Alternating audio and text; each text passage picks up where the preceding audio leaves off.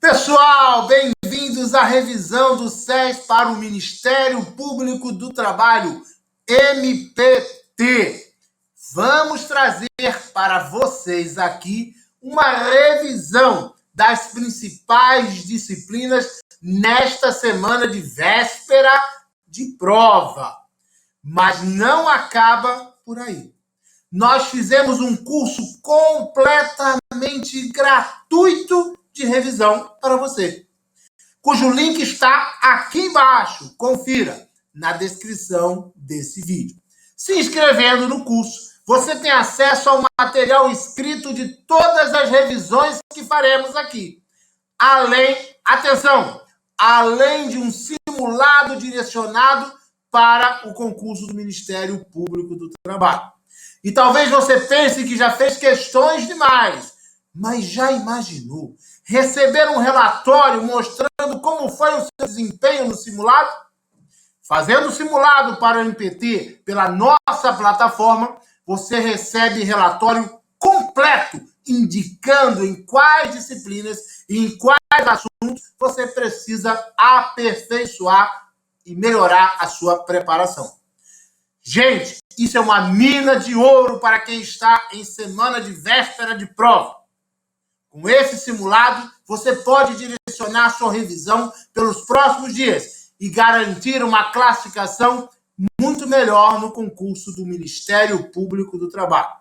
Então, se você vai fazer essa prova, não pode deixar de ativar e se inscrever no nosso curso. Link na descrição do curso. Não esqueça. Boa sorte. Vamos agora à revisão. Valeu, galera!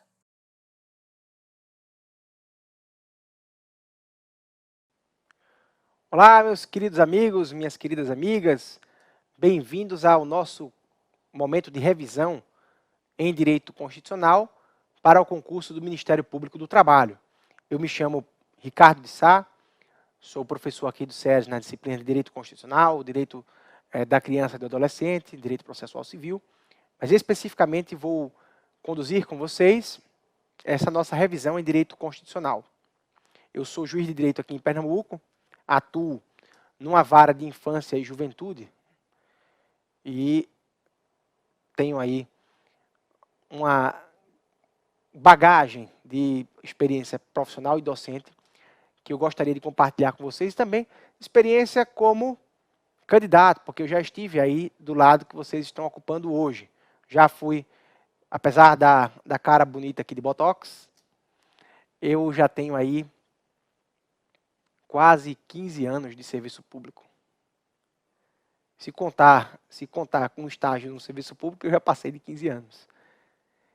De maneira que eu galguei cargos de nível médio, de nível superior, e hoje não, já há alguns anos, sou aqui juiz em Pernambuco, que é meu estado, né? Tive essa dádiva de Deus de estar próximo da minha família.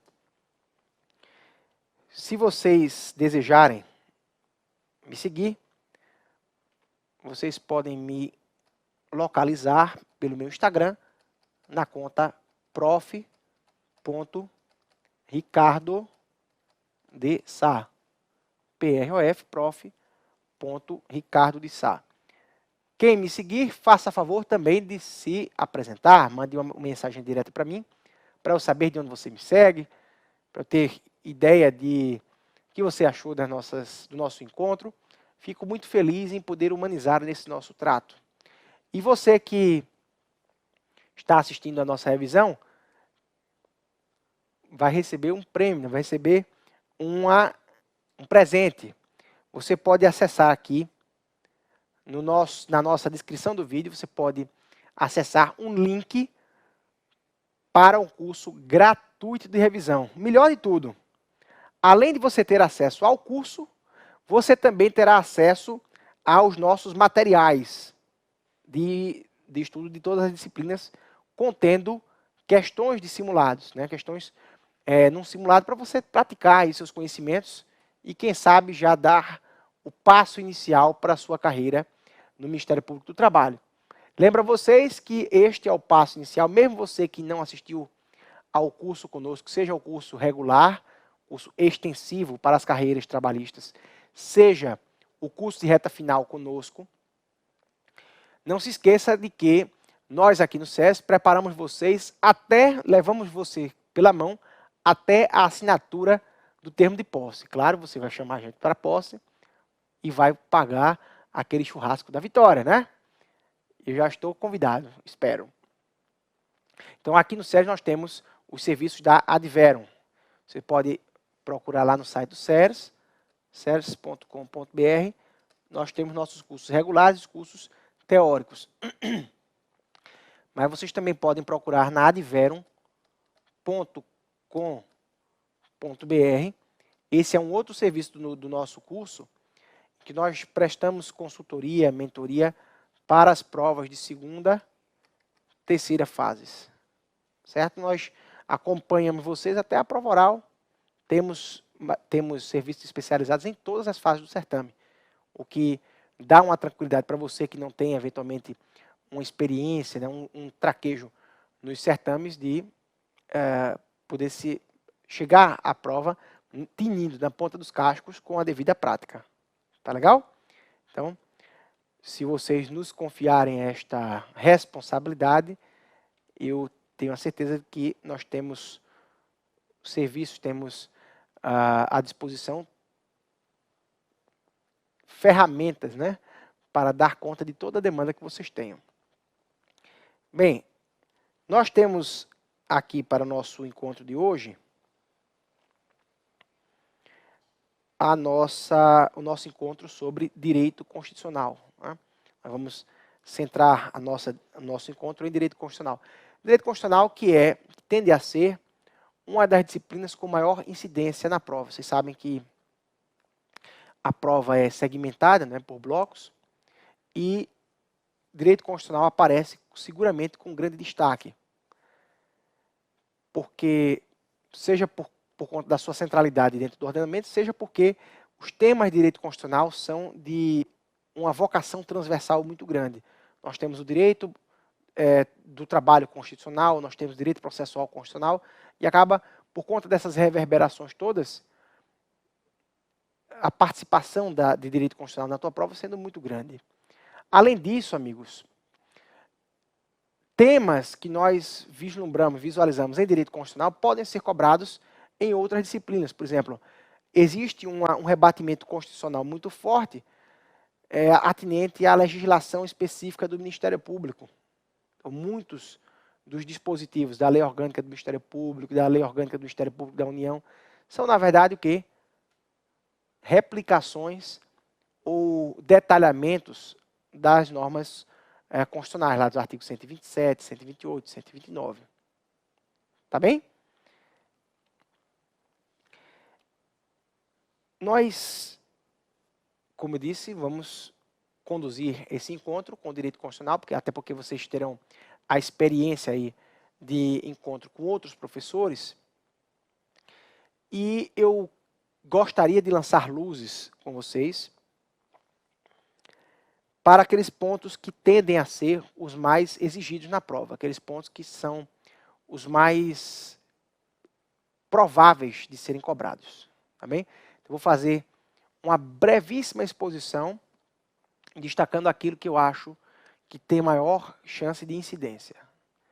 Estatisticamente, pessoal, nas mais diversas provas, e as de vocês não seria diferente, os temas para os quais nós mais devemos atinar são direitos fundamentais,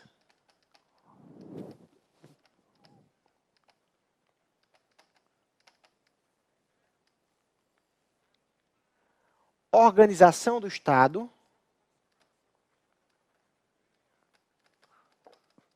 aqui com particular destaque para competências,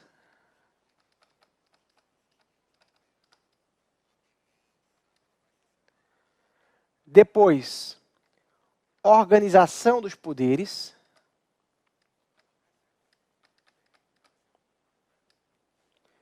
maiores destaques aqui para judiciário e para as funções essenciais à justiça. O que é que a gente tem aqui? Sobretudo, Defensoria Pública, Advocacia Pública e, principalmente, como não poderia deixar de ser, Ministério Público. Afinal de contas, vocês estão prestando um certame para uma carreira do Ministério Público. Então, não há dúvidas de que Ministério Público é sempre um assunto muito forte. Além disso, pessoal, muita atenção para o quarto assunto. Isso aqui não está escalonado por ordem de estatística não, tá certo? Eu estou enumerando os assuntos que mais incidem. Próximo assunto, o velho e bom controle de constitucionalidade. Velho e bom controle de constitucionalidade. Aqui, a chance de incidência é enorme. Tanto a teoria do controle de constitucionalidade, as ações de controle, como também a jurisprudência do STF em sede de controle concentrado. E não esquecendo também das nossas sempre muito presentes súmulas vinculantes. Tão importante, eu diria, quanto conhecer o texto constitucional é conhecer a súmula vinculante do STF. Inclusive porque existem vários enunciados de súmula vinculante que reverberam precisamente em matéria constitucional ou em matéria trabalhista, em matéria de competências da Justiça do Trabalho. Então, você não pode ignorá-las. Lembra, por exemplo, da súmula vinculante 23, sobre a competência da Justiça do Trabalho para reintegrações de posse motivadas em movimentos paredistas, né?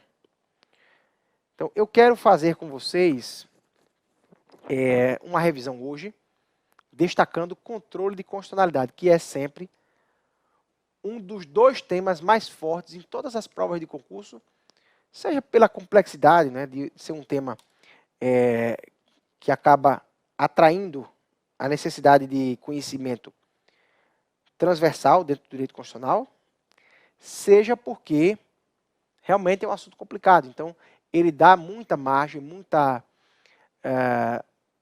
muito espaço para que a banca explore questões com nível de complexidade bem interessante. Tá bem?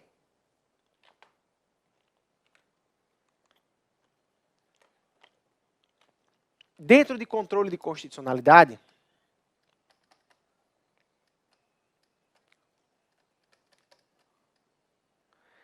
lembrar-se sempre dos dois sistemas, né? Na verdade, o sistema brasileiro é híbrido e condensa o controle concreto difuso e o controle abstrato concentrado. Ok? Abstrato concentrado. No controle concreto difuso ou difuso concreto, lembrar-se que qualquer juiz e qualquer tribunal podem realizar controle de constitucionalidade. Entretanto, uma matéria muito recorrente em provas é a seguinte: quando um tribunal realiza controle de constitucionalidade, ele deve observar a regra do artigo 97 da Constituição, que é a regra de quê? Da chamada cláusula de reserva de plenário. Cláusula de reserva de plenário. O que diz a cláusula de reserva de plenário? Apenas pelo voto da maioria absoluta do tribunal pleno, ou seja, da composição completa daquele tribunal, ou do respectivo órgão especial, é possível que um tribunal declare a inconstitucionalidade de uma lei ou de um ato normativo. Esse é um dispositivo que nos dá muito pano para manga, porque ele requer a devida noção de sua extensão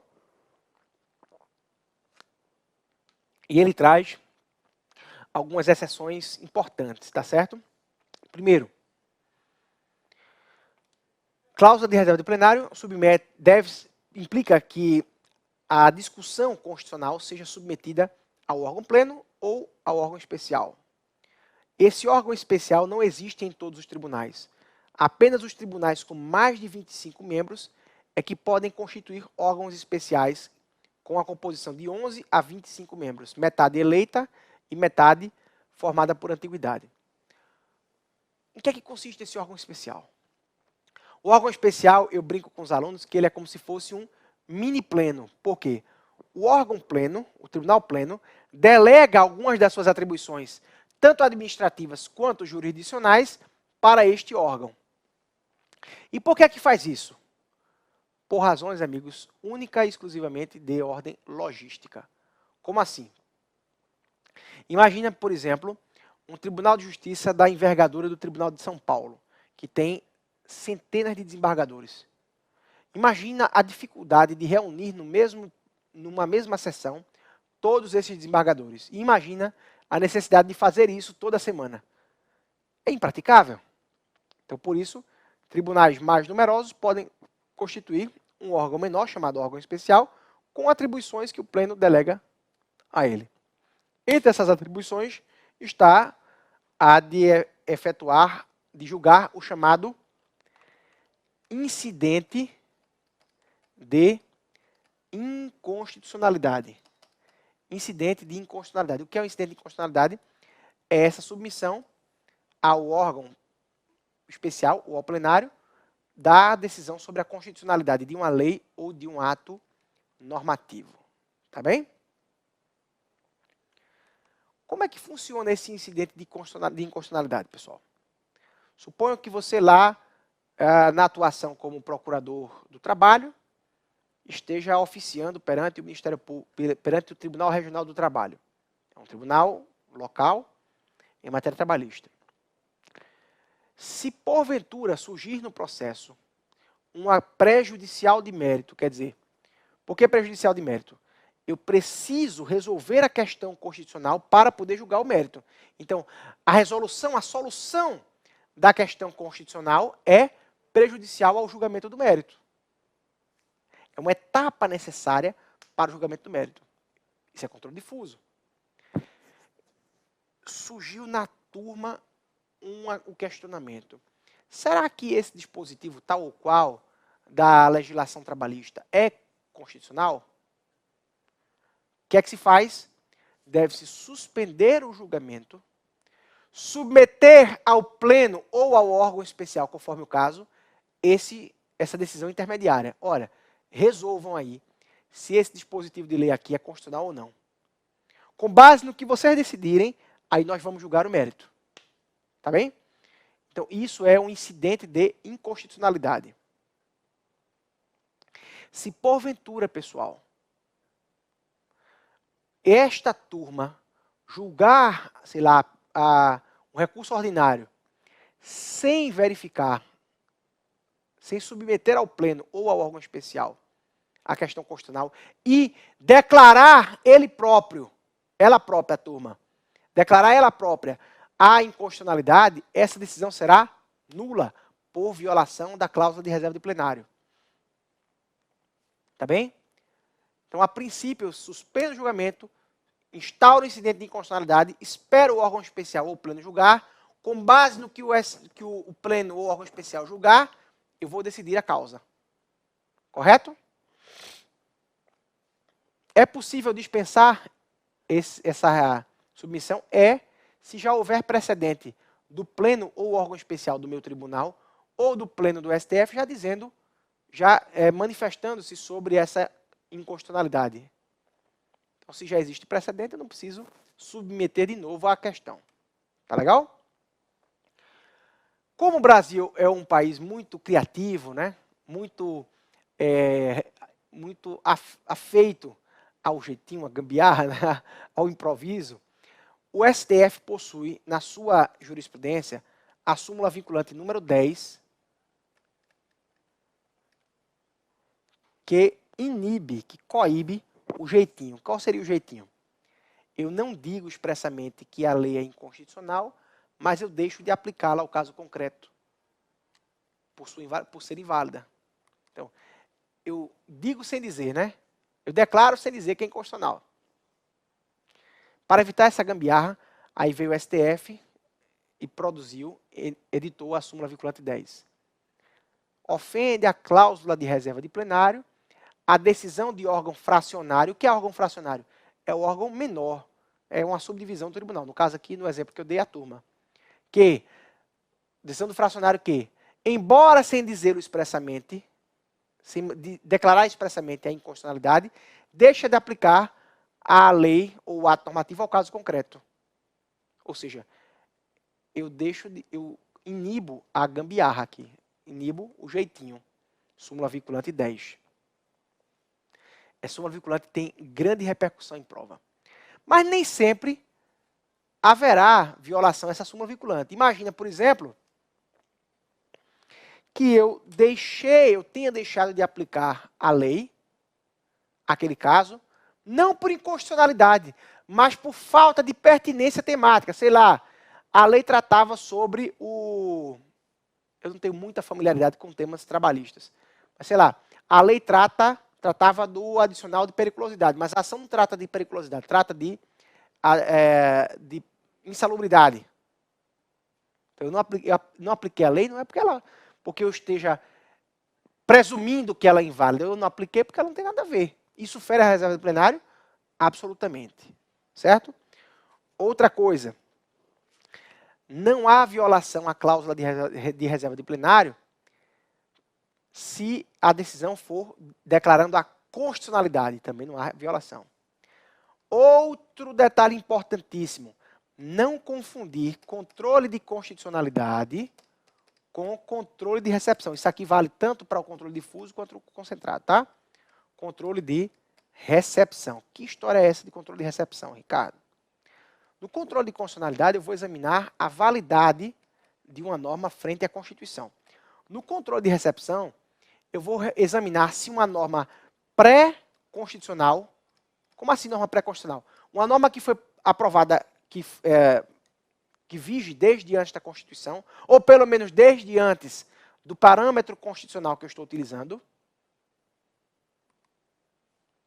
se foi recepcionada ou não pela Constituição. Nas nossas aulas sobre teoria da inconstitucionalidade, ou teoria do controle, a gente sempre chama atenção para o fato de que não existe inconstitucionalidade superveniente. Se a norma nasce constitucional, ela vai morrer constitucional. Se ela nasce inconstitucional, ela vai morrer inconstitucional. Então, suponham que na época em que determinada lei entrou em vigor, a Constituição vigente, ou pelo menos o texto que estava vigente na época, era compatível com aquele dispositivo recém-aprovado. Então, a lei nasceu constitucional. Se, porventura, vier uma nova Constituição, ou se aquele texto constitucional for reformado por meio de emenda, de modo que o texto constitucional agora fique incompatível com aquela lei antiga, eu não posso dizer que essa lei é inconstitucional. Essa lei será o quê? Revogada, ou simplesmente não recepcionada. Então, sempre, pessoal, bota isso na cabeça.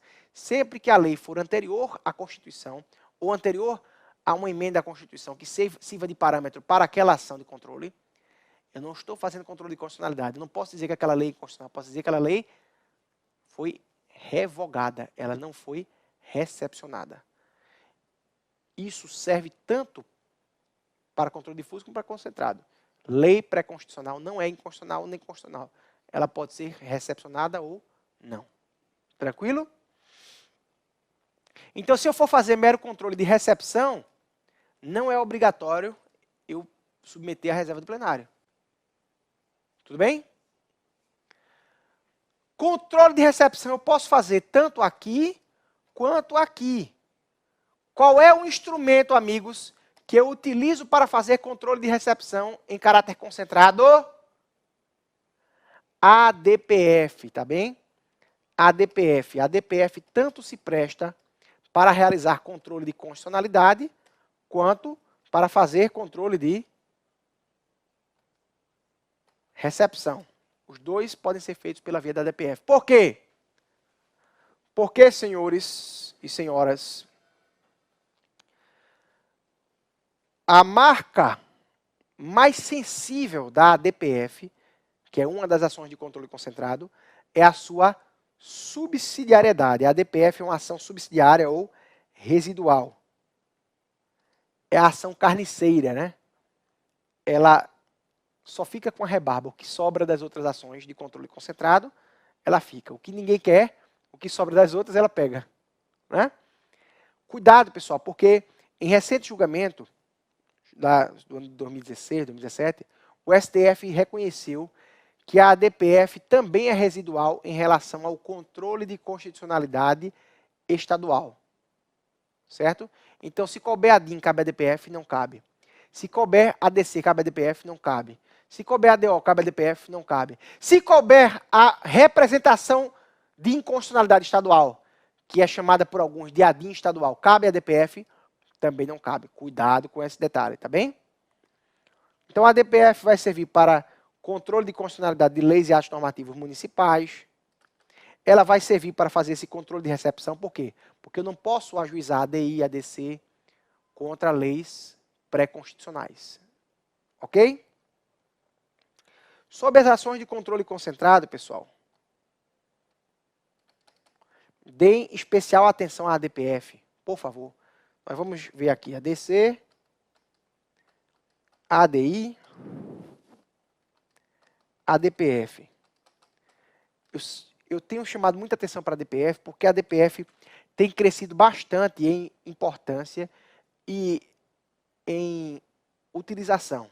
Porque como ela tem esse caráter residual, ela acaba servindo para determinados tipos de provimentos muito heterodoxos. Por exemplo, cabe a ADPF contra a decisão judicial. Vocês vão se lembrar lá do pleito de 2018, em que começou-se a ter notícia de que decisões de juízes eleitorais no exercício de poder de polícia estavam autorizando busca e apreensão dentro de diretórios estudantis de universidades. Né? Ou seja, decisões um tanto duvidosas quanto ao seu caráter democrático. E aí, na época, a Procuradora-Geral da República era... Ai, meu Deus, me deu um branco agora. Raquel Dodge. Raquel Dodge, ela ingressou com a DPF combatendo essas decisões Brasil afora. E o STF admitiu essa DPF. Então, também cabe a DPF contra a decisão judicial, desde que essa decisão não tenha transitado em julgado. A DIN e a ADC, pessoal, só cabem contra leis e atos normativos primários. ADI contra leis e atos normativos estaduais ou federais, ADC só contra federais.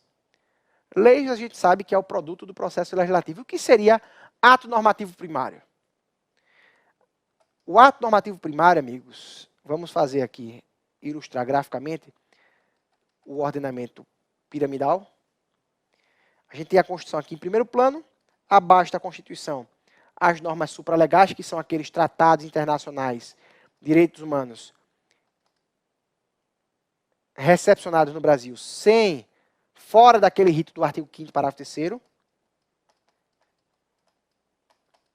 Porque se ele for aprovado pelo rito do artigo 5º, parágrafo 3º, ele vai entrar no Brasil com status de emenda. Se ele for aprovado no Brasil sem esse rito, qual é esse rito? Votação em 2 turnos na Câmara e no Senado, sendo aprovado em cada um desses turnos por 3/5 dos respectivos membros. Então, se ele for aprovado nesse rito, o tratado entra no Brasil com status de emenda à Constituição. Então, ele vai para cá. Se ele for de direitos humanos, mas não obedecer a este procedimento, ele vem para cá para baixo. Norma supralegal. Ricardo, existe algum tratado internacional em matéria trabalhista que ostente status de emenda à Constituição? Nenhum. Nós só temos no Brasil 2 tratados internacionais de direitos humanos que foram incorporados à ordem interna com o status de emenda à Constituição. São eles a Convenção da ONU, ou Convenção de Nova York, sobre os direitos da pessoa com deficiência, e o segundo, o Tratado de Marrakech, que é o caçula, né? Entrou no Brasil em 2016, foi incorporado ao direito brasileiro. Certo? Então, pode ser que na tua prova caia assim. a convenção tal da OIT, ela tem status de emenda à Constituição? Não. Ela tem status o quê? Supra-legal. Tranquilo? E depois nós temos as leis e atos normativos primários. O que é um ato normativo primário? É aquele ato normativo que decorre diretamente da Constituição, ou seja, que não está subordinado imediatamente a nenhuma lei. E aqui vai uma dica importantíssima para você. Nós sabemos que, por força da emenda constitucional 45 de 2004, foram criados 2 órgãos de controle no Judiciário e no Ministério Público, o CNJ e o CNMP, o Conselho Nacional do Ministério Público. O Conselho Nacional do Ministério Público é particularmente mais importante para vocês porque vocês estão prestando certame para uma carreira do MP do Trabalho. E por isto, vai uma dica aqui importante. As resoluções, tanto do CNJ quanto do CNMP, são consideradas atos normativos primários. Logo, elas podem ser objeto de ADI e de ADC tranquilamente. Tá bem? São atos normativos primários federais. Então, cabe ADI, cabe ADC em relação à resolução do CNJ, cabe. A resolução do CNMP, cabe também. Aliás, falando de CNJ e de CNMP, em cotejo com controle de constitucionalidade, muita atenção, porque para o STF, CNJ e CNMP não podem realizar controle de constitucionalidade. Por quê? Porque são órgãos administrativos. Não atuam na atividade fim. São órgãos meramente administrativos. Tá legal? Apesar disso, vejam, atentem para o jogo de palavras. Pode ser que na tua prova veja assim. O CNJ e o CNMP, no exercício do controle de legalidade dos atos do Judiciário, ou do MP, conforme o caso, podem reconhecer a invalidade de um ato, podem invalidar um ato administrativo, quando ele estiver fundamentado em lei contrária à Constituição. É verdadeiro. Bem, isso para mim é controle de constitucionalidade, mas o STF faz diferenciação. Não é controle, só está dizendo que o ato é inválido porque a lei que o fundamentou está em desacordo com a Constituição. Tá, vamos pensar nisso. Tá? Outra coisa. CNJ e CNMP, amigos. As suas ações, falando em CNJ, CNMP e Judiciário e STF, as ações contra atos do CNJ e CNMP, à luz do artigo 102, inciso 1º, a linha R da Constituição, são julgadas pelo STF. Porém, o STF, desde 2014, tem sustentado uma jurisprudência defensiva, ou seja, uma jurisprudência restringindo a sua competência, restringindo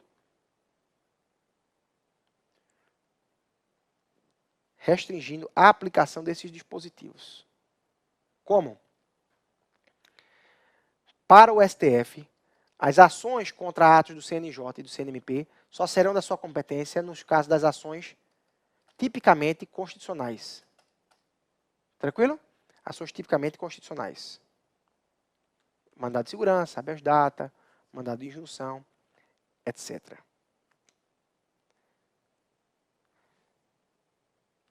Entendido até aqui? Outro tema que pode cair na tua prova. O controle de constitucionalidade judicial, a princípio, por regra, é repressivo. Mas há uma possibilidade de controle judicial preventivo, que é excepcional. Quando é que se fará controle judicial preventivo? Pela via do mandado de segurança impetrado por parlamentar contra PEC que viole cláusula pétrea, ou contra PEC, proposta de emenda à Constituição, ou projeto de lei, que viole o devido processo legislativo. Ou seja, está tramitando esse projeto de lei ou essa proposta de emenda, violando, descumprindo normas do processo legislativo, sei lá, a iniciativa privativa não foi obedecida, o quórum de aprovação não foi obedecido, a ordem entre as casas iniciadora e revisora não foi respeitada, e com isso o parlamentar pode impetrar esse mandado de segurança para bloquear a tramitação desse projeto de lei. Por quê? Porque se entende que o parlamentar tem o direito público subjetivo, ou seja, o direito fundamental, a participar de um processo legislativo lídimo. Reparem que a legitimidade para esse mandado de segurança é personalíssima. Só o parlamentar pode impetrá-lo, ainda assim, só o parlamentar pertencente à casa legislativa perante a qual está tramitando aquele projeto. Tá certo, amigos? Inclusive, se o parlamentar vier a perder o mandato, deve ser extinto o mandado de segurança sem resolução do mérito. Parece que o nosso tempo voou. Nós estamos nos estertores do nosso encontro de revisão. Eu espero que esses insights, que são realmente questões muito importantes para a gente na hora da prova e que com grande chance de serem cobradas, venham ajudar vocês e, quem sabe, até tragam aquela questãozinha decisiva para você passar para a segunda fase. Faço muito gosto, faço votos para que isso aconteça para você. Eu quero reiterar para vocês que vocês terão acesso a este curso, ao curso de revisão e ao simulado na descrição aqui no link do vídeo, certo? Últimas orientações para vocês que vão fazer a prova. Cronometrem, preparem-se para fazer a prova, deixando 1 hora de sobra, certo? 1 hora de sobra, por quê? É aquela hora que você vai deixar para conferir as respostas, para verificar aquelas questões que você está em dúvida. Você tem uma folga aí para eventualidades que venham a acontecer na prova. Quando der mais ou menos, quando você tiver passado da metade da prova, ou de repente você até já tenha dado aquela vista inicial na prova toda, mesmo que você não queira ir no banheiro, peça para ir ao banheiro, levante, relaxe, estique as pernas, ande, porque a caminhada ajuda a oxigenar o cérebro e, de repente, quando você voltar, você vai ter uma maior concentração para voltar a fazer a prova. Se você olhar para uma questão, achar que você vai demorar mais de 1 minuto, 1 minuto e meio para fazê-la, pule a questão. Pule, não tenha medo. Pule, marque uma interrogaçãozinha, faça uma marcação para você voltar depois, certo? Se você passar por uma questão que você tenha dúvida entre 2 ou 3 alternativas, sinalize as assertivas que você está em dúvida e passe adiante. Não perca tempo, seja cartesiano. Divida a sua prova conforme a maior ou menor complexidade. Resolva logo o que tem menor complexidade, porque isso vai te dar segurança, vai te dar tranquilidade. Se você deixar para fazer a prova na estrita ordem em que as questões aparecem, mesmo que apareça logo uma questão muito difícil para você, isso pode gerar um desequilíbrio, uma desestabilização para você. Então, tenha método, tenha fé. É assim que a gente... Essas dicas são dicas de quem já passou por isso, já passei por vestibular, já passei por inúmeros concursos e sei do que eu estou falando. Novamente, eu me ponho completamente à disposição de vocês. Lá no meu Instagram, vocês podem me encontrar no @prof.ricardosá.